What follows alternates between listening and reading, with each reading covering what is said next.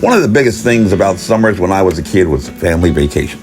And just about every summer, whether we were in a car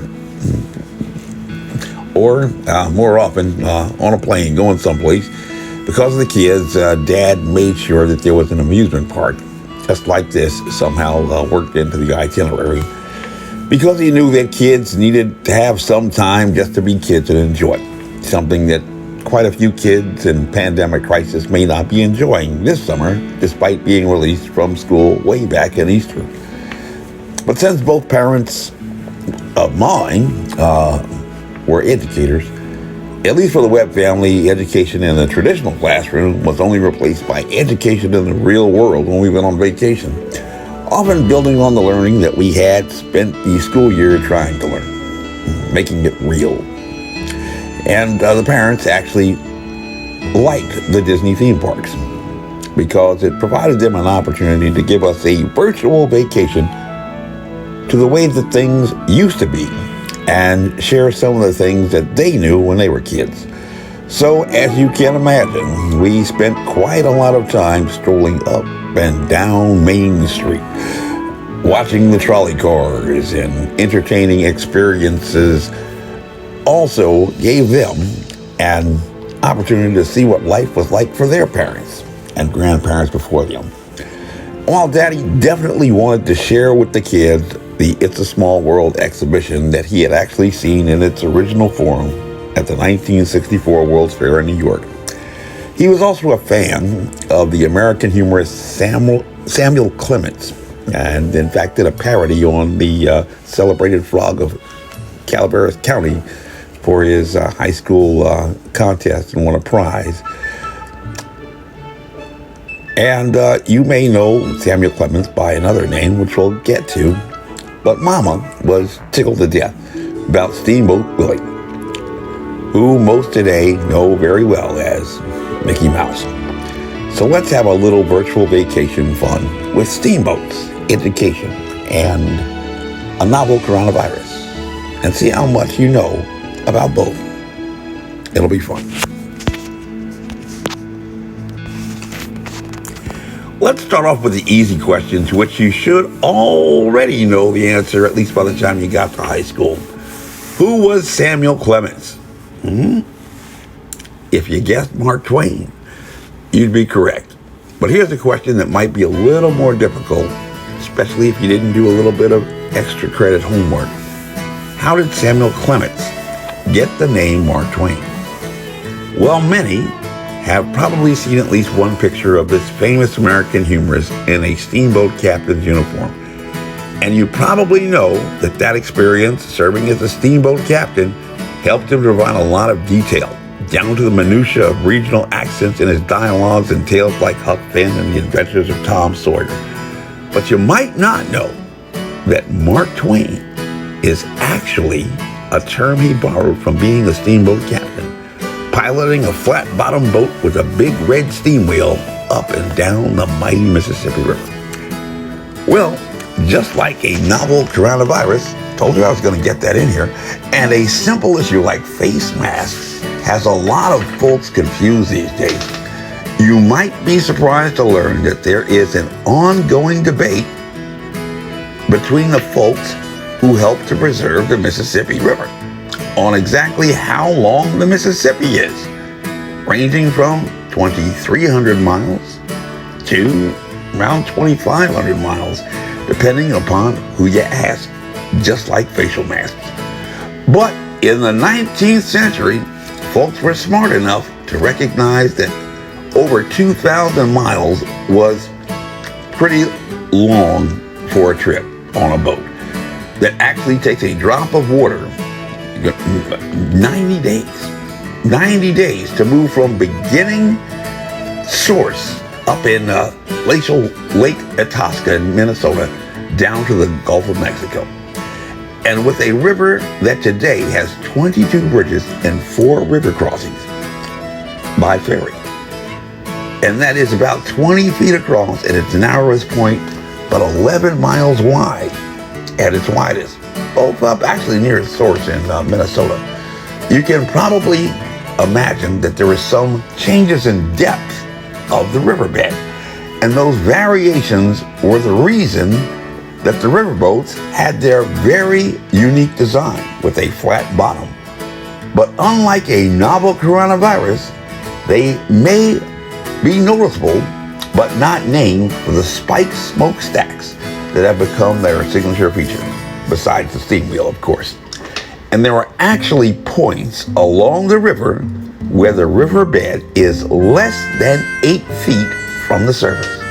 And that demanded a division of labor to manage that gigantic task back in the 19th century of moving 2,000 miles. And they employed deckmen to stand along the bottom deck with long marked sticks to essentially take regular metrics, just like Mayor Wilson does on coronavirus on Facebook.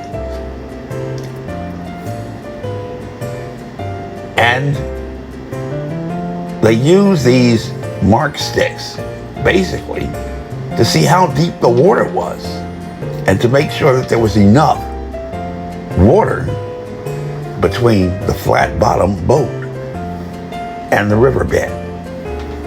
You had that pretty big steam wheel churning and churning, and that could mess up a big boat. And when slowing down and proceeding through the shallow water, the deckman would call up to the pilot, little division of labor, different guys doing different jobs. At regular intervals, they would call up to the pilot the depth of the water that they found on the marks on their measuring sticks. The pilot wasn't telling them how deep the water was. He couldn't tell them how deep the water was. They were the guys down there with the sticks. But when the water surpassed a level of 8 feet, the deckman would call out to the pilot with the phrase, Mark Twain.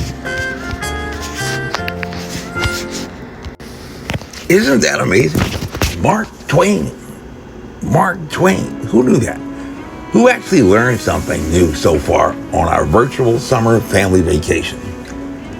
We've left the wonderful world of Disney and Fantasyland and are riding down the mighty Mississippi.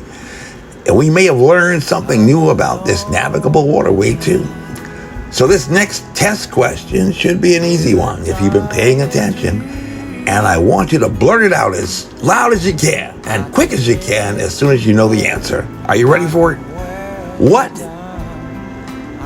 is the longest river in North America? Dum, bum, bum, bum, bum, bum, bum. The Mississippi, right? Well, actually, if you guessed the Mississippi, you'd actually be wrong.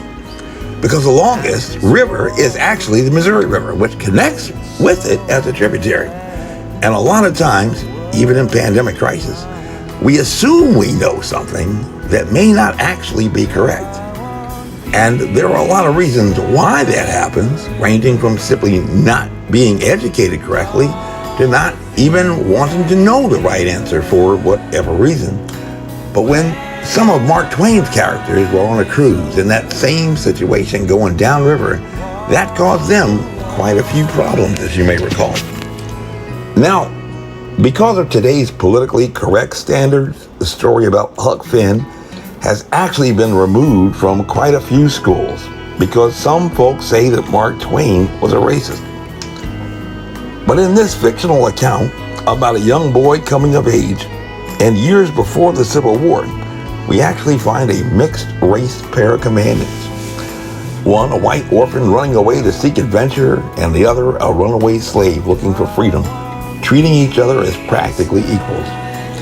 And if you recall, neither Jim nor Huck knew very much about navigation, and were just relying on the currents to get them to where they wanted to be. And Jim wanted to go on to Cairo, Illinois from Hannibal, Missouri. And he just guessed that when he finally got there, he would know because he expected to see the city lights. But when they were floating down that river for a really long time, they eventually realized that they had somehow probably missed Cairo, Illinois, because they were looking for the bright city lights and may have actually passed the town in the daytime and failed to see it. And while that may not have been a devastating problem for young Huck. The further down the river they got, the closer to a bitter, brutal slavery fate than Jim had ever known in Missouri was just waiting for that slave who had managed to somehow get away. And that would be a terrible thing if you were facing a deadly pandemic crisis. Right. Now, the folks back in the 19th century definitely were not perfect and didn't get everything right. But the companies that owned the riverboats recognized that they had a whole lot more to lose than Huck and Jim. So just like the riverboat captain had essentially local leaders on the bottom deck taking metrics to assess current conditions, in the same way, believe it or not, the World Health Organization told leaders like Ralph Northam and other governors to do in a pandemic crisis, long before they applied a one-size-fits-all lockdown to everything. The owners of the riverboats recognized that the job of navigating a river over 2,000 miles long was too much for any one person to hold in his head. So riverboat captains actually trained young apprentices, often beginning by calling out metrics like Mark Twain for clear sailing on the bottom deck, to prepare them to be experts one day who could succeed the riverboat pilot when they decided to retire. And not even those riverboat captains rarely ever navigated the entire mighty Mississippi alone, but rather became subject matter experts on only small parts that they could hold in their head, and would change out command to permit a person with more experience to navigate the craft down a treacherous river that, by one account, destroyed almost 300 riverboats. My name is Major Mike Webb, and I am running for U.S. Congress with liberty, honor, and excellence. By God, we shall make America great again. Honest.